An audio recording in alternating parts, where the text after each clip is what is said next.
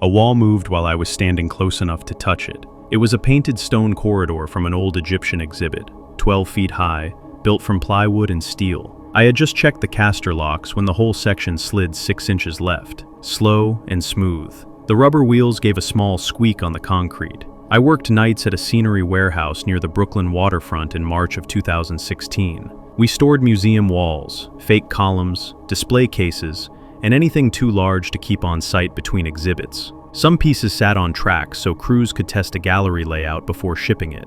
My shift started at 10. I scanned inventory, checked humidity, and made sure nothing leaked or lost pressure. Leon, the security guard from the earlier shift, was supposed to stay until midnight. I never saw him. At 10:20, I called the front office. No answer. Leon often left his radio volume low, so I sent him a text and went back to the Egyptian wall. It stood in Sector C, beside fake brick facades from a tenement exhibit. The walls there ran on recessed tracks. Installers moved them with wired controls hanging from yellow cables. The key switch was off. I figured the floor had settled near the drain channel. We had complained before, and 6 inches did not seem serious. I locked the casters again, marked a position with blue tape, and moved on. 10 minutes later, a cordless impact driver started behind me. 3 short bursts, then silence. Leon? Nothing. The sound came from a service lane behind the tenement walls. I walked around the end of the set and shined my flashlight down it. Empty. The air smelled like sawdust and fresh paint. A loose strip of plastic clicked against an air duct. Then the driver started again, this time to my right. I went through an opening between 2 facades and came out in Sector D. That opening always led back towards C. I turned around. The 2 walls had shifted and overlapped by about 3 feet. The passage now angled through a different gap. I stood there, trying to picture the floor plan. Day crews moved sets without updating the map all the time. Annoying, but possible. I called the floor manager, Ray. Voicemail. Did the day crew move C and D around? Call me. A radio crackled behind a row of white gallery panels. I heard a man's voice, too low to understand. Leon? The radio clicked off. The gap was barely shoulder width. At the end, I found Leon's radio on the floor. Gray dust covered the speaker grill, and one side had a fresh scrape. From behind the panels, someone said, "Wrong way." The voice was calm. I backed out. "Who is that?" A metal latch snapped to my left. One white panel began rolling across the aisle at walking speed. Another moved from the opposite side. They closed my route and formed a corridor toward the rear sectors. I cut between a fake marble staircase and stacked shipping crates, heading for the main aisle. A plywood wall blocked it. That wall had been 20 feet away a minute earlier. I heard the central pump under the floor, then small clunks as valves opened. Normally, you had to hold a switch to move anything. The system was old, but it did not run by itself. I called 911. 1 bar. I got out the address and said someone was moving heavy equipment around me. The call dropped while the operator was asking questions. The rear sectors killed phone reception. I needed the loading dock or the upper catwalk. A light came on behind a painted brick window. A face appeared, then pulled back. His name was Dale. He had worked installation jobs for us until January. He knew every track and hydraulic line. After a display wall tipped during setup, he was fired. I had only spoken to him twice. "Dale," I said, "what are you doing?" His voice came through the wall. "Keep moving." The base of the brick facade scraped toward my left foot. I ran. The route to the dock should have gone through Sector E, past several dinosaur platforms, then down a wide lane marked with green tape. Instead, it narrowed between 2 castle walls. Both were moving. They advanced a few inches, paused, then moved again. The gap was still wide enough, so I went through sideways. My jacket brushed cold painted stone on one side and rough plywood on the other.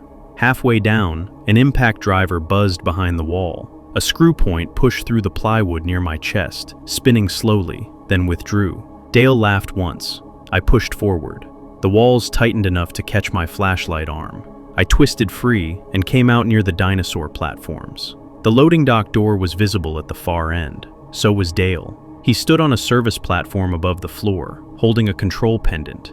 He wore a dark hoodie under an orange company vest. Black tape covered the name patch. He stepped behind a backdrop. "Police are coming!" I shouted. The dock door started closing. It was a rolling steel door. I ran, but the bottom edge hit the concrete before I got halfway. The side door had a crash bar. I hit it with my shoulder. It did not open. A cargo rack had been rolled against the other side. I could see it through the narrow window. The lights in Sector E went out. Red emergency lamps came on near the floor. Leon's radio crackled in my hand. "North Lane," Dale said. I pressed the button. "Where's Leon?" "North Lane." "Is he hurt?" Static. Then, "You should hurry." The North Lane ran along the far wall. Dale wanted me there. Leon might not be there at all. But Dale had his radio and would not answer the question. I went north. I kept low behind the dinosaur platforms, using their steel bases for cover. They smelled like grease and old rubber. One shifted as I passed, making a locking pin ring against the frame. At a maintenance junction, hydraulic lines came out of the floor and split toward the sectors. Each hose was as thick as my wrist. The main line ran toward the pump room behind the loading area. The pump room was locked. Its key was in the front office. A panel moved behind me. Two scenery walls were closing across the junction, forming a V and steering me toward the North Lane. Dale had built a path. I slipped out before they met and climbed onto a shipping rack. From there, I pulled myself onto a crate, then up to a narrow steel bridge used by installers. It crossed above the sets to the catwalk. Below me, walls shifted into new positions. From above, the layout made sense. Every route bent toward the loading zone. Wide aisles were blocked by large pieces. Smaller panels closed the gaps behind them. Near the back corner, a hand reached from under a black curtain. "Leon!" The hand moved. He lay between two wall bases, hidden from the floor. I started toward the ladder. A flat ceiling panel rose beside the bridge on a vertical lift and slammed into the rail. The bridge jumped sideways. I dropped to one knee and grabbed the grating. Dale stepped onto the catwalk ahead of me. The pendant was clipped to his belt. He carried a pry bar. "Get down," he said. I backed toward the center support and looked over the rail. The main hydraulic hose passed below the bridge before entering a steel manifold. It used a quick-release coupling with a locking collar. I had disconnected that type before, never while it was running. Dale followed my eyes. He ran at me.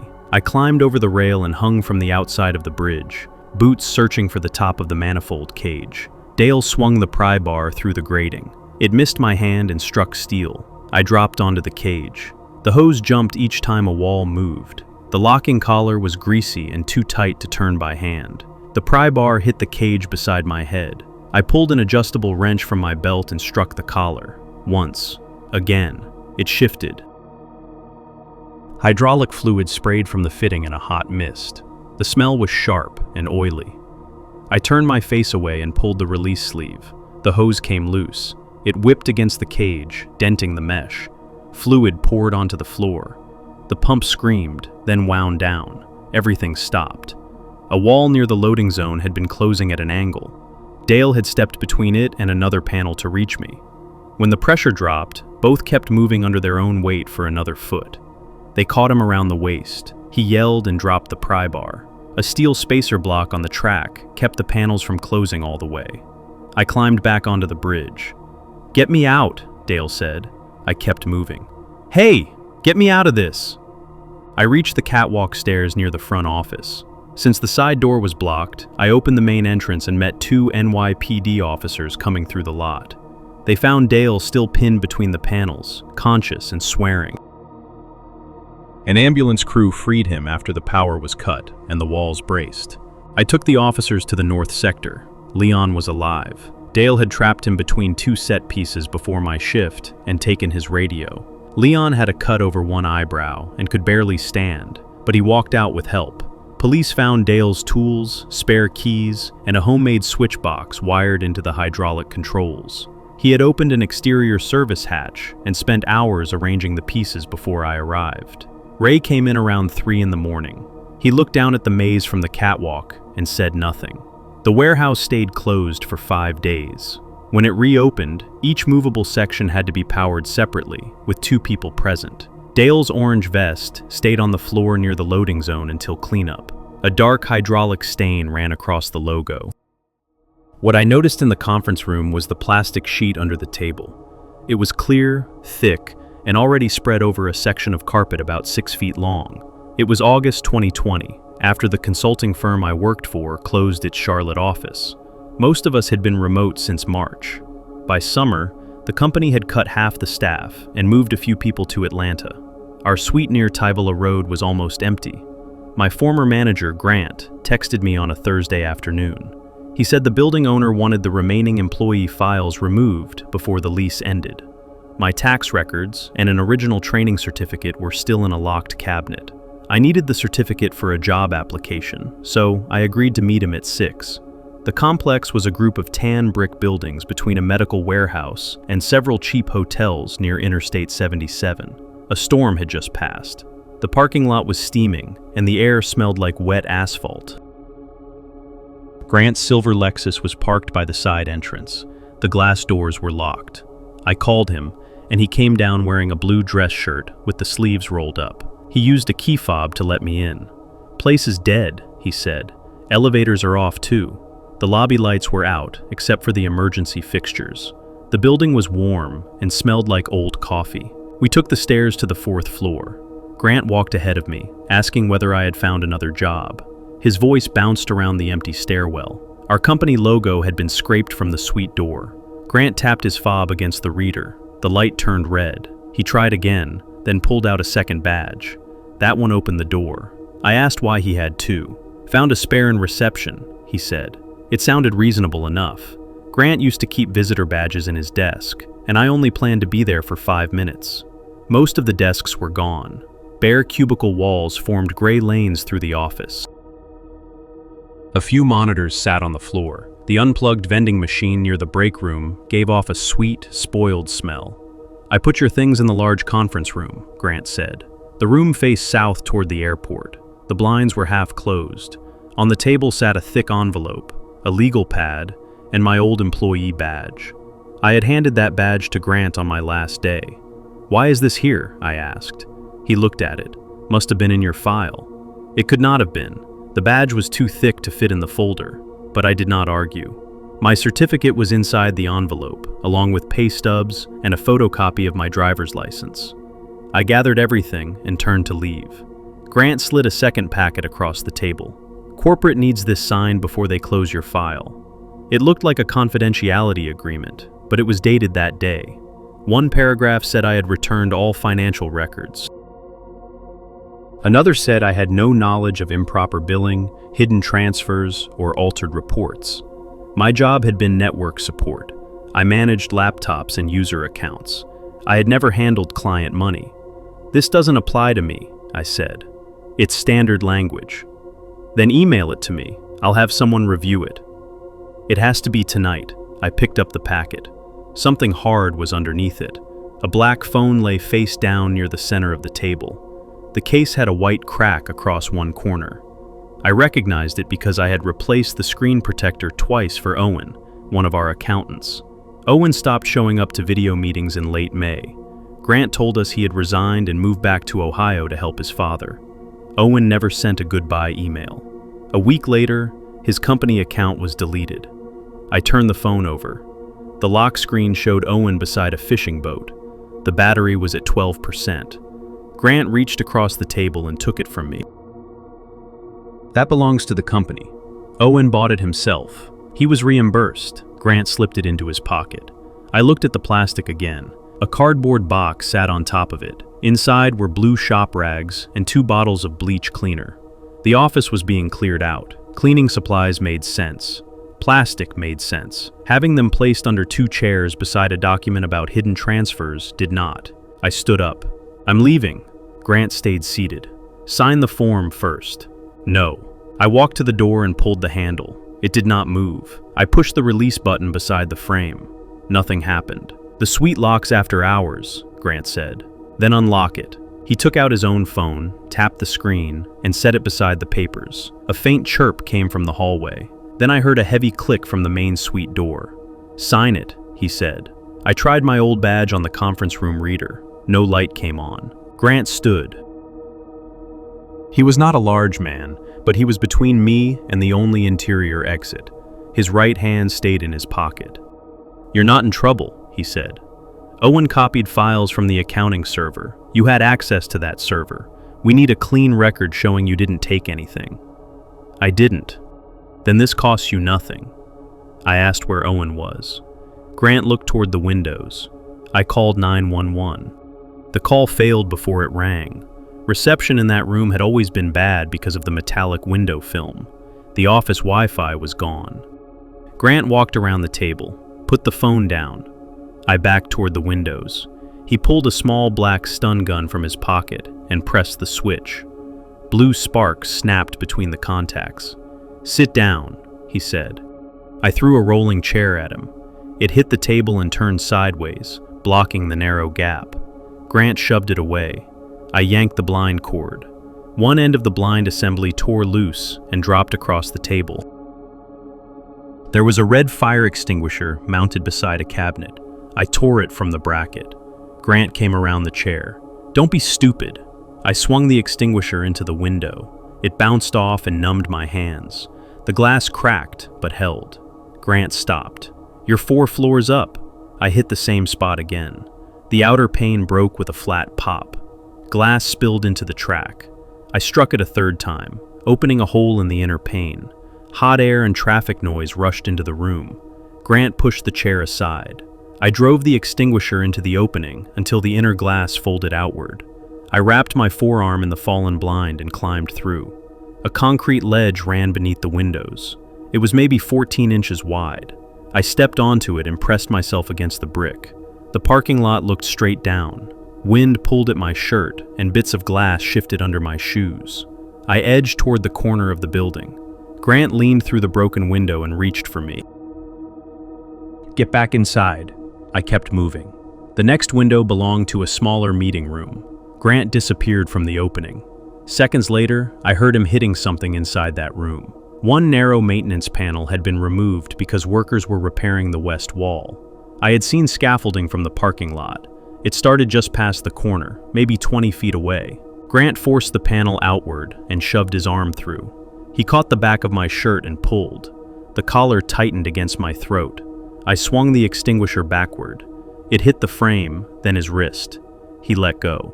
I moved faster, sliding 1 foot at a time. At the corner, a drain pipe narrowed the ledge. My shoe slipped on wet grit. I grabbed the pipe and stayed upright. Behind me, Grant climbed through the maintenance opening. He got one leg onto the ledge and held the frame with both hands. "Stop," he said. "Just stop." I turned around the corner. I heard a scrape, followed by the metal panel banging against the window. When I looked back, Grant was hanging from the opening by both hands. His shoes kicked against the brick, trying to find the ledge. His fingers slid through glass dust. He said my name, then he fell. I did not watch him hit. I reached the scaffolding and lowered myself onto a plywood platform. From there, I climbed down 2 levels and used a ladder to reach the ground. A temporary fence surrounded that side of the building. I squeezed through a gap and ran to the medical warehouse. A security guard called 911 for me. Grant was alive when paramedics took him away. I later heard he had broken several bones and suffered a head injury. I never spoke to him again. The building owner arrived around 8 and opened the suite from a control panel in the lobby. The conference room looked mostly the same. The unsigned packet was on the table beside my old badge. The plastic was still under the chairs. Owen's phone was gone. Police searched the room, the ledge, the bushes below, and the route to the ambulance. They did not find it. The access company pulled the door records the next morning. According to the log, my old badge opened the side entrance at 5:54 p.m. and the 4th floor suite at 5:59. No other badge was recorded. Grant's Lexus had already been outside when I arrived. He had opened the glass door for me himself. The system showed none of it. The owner said the after-hours lock could only be triggered through a management account. Grant was not supposed to have one. The login used that evening belonged to Owen. I gave the police Grant's texts and the unsigned form. A detective called me several times over the next 2 months. Most of his questions were about the missing phone. In October, the company mailed me another copy of my certificate. The envelope also contained a letter stating that no authorized representative had asked me to visit the Charlotte office on August 20th, 2020. At the bottom, someone had added a sentence in blue ink. Employee entered the premises alone. A sound came from a laundry bag that was supposed to be full of hotel sheets. It coughed. In September 2014, I drove overnight routes for a dry cleaning company near Kearney. We collected linen and clothes from storefront cleaners that used a larger plant. My shift started around 10 and ended after sunrise. Most nights were dull. I kept WFAN low enough to hear the cargo shift. The van was an old Ford E-Series with a weak fan and a rear door that opened only if you lifted while pulling the handle. It smelled like detergent, hot rubber, and old perfume. That night, I had 6 stops around Newark, Irvington, and Union. My last drop was a laundry plant in an industrial strip west of Newark Airport, near Frelinghuysen Avenue. I had been there twice in daylight. At 1:20 in the morning, the office was dark, and one loading bay was open around back. Rain had just stopped. Water dripped from a bent gutter. Beyond the fence, trucks hissed along Route 1 and 9. Ray stood inside the bay with his hands in his pockets. He was thin, maybe 40, with close-cut hair and a patchy beard. Usually he counted the bags, signed my sheet, and helped unload. "You got 11?" he asked. 12. Maplewood added 1 late. "Put them by the blue carts." He did not offer to help. I figured his back hurt, or he was tired. The bags were thick white canvas with colored ties. Red meant restaurants, green meant hotels, black meant storefront cleaning. The bag that coughed had a black tie and a tag from a shop in Millburn. At first I thought the sound came from the building.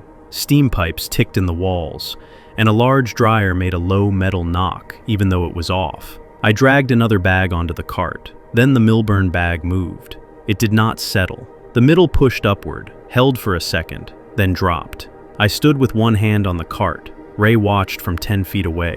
"There's something alive in this one," I said. He looked at the tag. "It's a display unit." "A what?" "Automatic mannequin. Motor's bad." I laughed because I thought he was joking. "A motorized mannequin in a laundry bag?" "Store sends them sometimes." The bag made another sound, like someone trying to clear his throat with his mouth closed. I pressed my palm against the canvas. It was warm. Whatever was inside jerked away. Ray stepped closer. "Leave it. I'll handle that one." Laundry bags made strange shapes. I had found metal racks and even a broken fan mixed with aprons. For a few seconds, I tried to make his answer fit because the other explanation was too big to accept. I checked the stitch tag. It had a handwritten pickup code and the initials LM. "Which store sent a mannequin?" Ray pointed toward the paperwork in my cab. "It's on the sheet." It was not. I moved toward the driver door to put space between us. Ray followed and stopped beside the bumper. "Finish unloading," he said. His voice was still quiet, but now it sounded like an order. I looked into the plant. Blue carts sat near an overhead conveyor behind cloudy vinyl strips. A red exit sign marked a side door. At the far wall was a white Chevy van with no logo. "Who else is here?" I asked. "Nobody." A metal scrape came from a closed door marked Supplies. Ray glanced at it. I pulled my utility knife from my pocket. "We carried them for cutting ties and shrink wrap." Ray raised one hand. "Don't cut company property. It's our bag." "Leave it alone." The bag pushed upward again. The cart rolled an inch. I sliced the canvas near the tie. Ray grabbed my wrist. I pulled back and hit him with my shoulder. He stumbled into the cart. The knife slipped from my hand and skidded under the van. Then a voice came from inside the bag. "Help!" It was barely a word. I tore the cut wider. A man was curled inside, wearing tan pants and a white undershirt. His wrists were tied with orange extension cord. Silver tape covered his mouth and wrapped around his head. His knees were pulled against his chest so the bag could close. Ray came at me again. I shoved the cart into his legs. He dropped to one knee. I grabbed the handle and pulled toward the rear doors, but a wheel caught in the gap at the dock. The supply room door opened. A larger man stepped out wearing a stained green apron. He carried a short wooden handle, maybe from a mop. He saw the torn bag and started toward me. Behind me, the loading gate began to lower. The motor shook the sheet metal. Ray had hit the wall switch. The gate was already below the top of my van. I could have tried the cab, but the rear doors were open and the cart was stuck behind me. The gate would have hit the roof before I cleared it. The man in the bag stared at me, making a wet sound through the tape. I pulled the cart free and ran into the plant. The man in the apron swung the handle. It struck the wire frame and rang through the room. Ray followed, limping. The sorting floor was hot and damp. Bleach stung my nose. Rows of clothes hung from a ceiling conveyor, each bundle covered in cloudy plastic. The line moved slowly, with a soft chain rattle. I knew the basic layout from daytime deliveries. The conveyor looped around the sorting area and passed close to the side exit. A green button near the tagging station started it. A red mushroom switch stopped it. I pushed the cart toward the green button. "Stop!" Ray called. "You don't know what this is." The larger man cut across to block me. I grabbed an empty sack and threw it at his face. He knocked it away and raised the handle. I ducked beside the tagging table. The handle struck metal. A box of numbered tags spilled across the floor. Ray was close behind him. I hit the green button. The conveyor jerked, then picked up speed. Plastic-covered clothes slid between us. The line turned around the tagging table and kept cutting off my view. Ray pushed through the garments. His face appeared between two bundles, then vanished. I hooked loose laundry sacks over the moving carriers. They swung around the corner and slapped into both men. One sack caught the larger man's wooden handle. The conveyor pulled his arm upward until he let go. I ran back to the cart. The tied man had worked one hand partly free, but could not sit up. I tore the tape from his mouth. "Side door," he gasped. "I know." Ray came through the line carrying a long metal hook used for garment bundles. He caught the back of the cart with it. The cart stopped so hard, my chest hit the handle.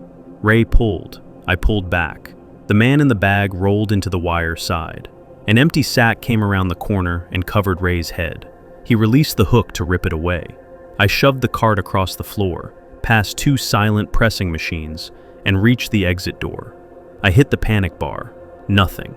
A chain had been looped through the outside handle and around a pipe bracket. The larger man was free of the conveyor and coming toward us. "Move," I said. The man rolled onto his side. I tipped the cart and dumped him onto a rubber mat. He hit hard, but the cart was light. I lifted it and drove it into the door. The first hit bent the bracket. The larger man was 20 feet away. The second hit pulled two screws from the wall. Ray shouted from behind the clothes. The third hit tore the bracket loose. The chain dropped. I shoved the door open, grabbed the tied man under his arms, and dragged him into the alley. The air outside felt cold after the plant.